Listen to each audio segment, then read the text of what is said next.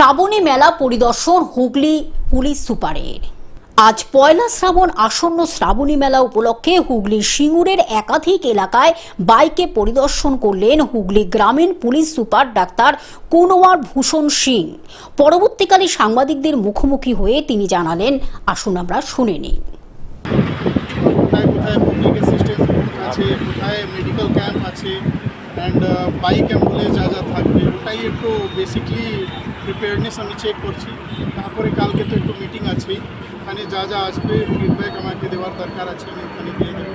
ওটাই জন্য এটা একটু কমপ্লিট রেখি হচ্ছে, এখান থেকে complete up to the Tarakeswar temple and তারপরে যা এক্সাক্ট প্ল্যান থাকবে এটা আজকে একটু ফাইনাল অ্যাসেসমেন্ট করে একটা অ্যারেঞ্জমেন্ট তৈরি হচ্ছে। হুগলি থেকে কৌশিক ঘোষের রিপোর্ট, গ্লোব নিউজ।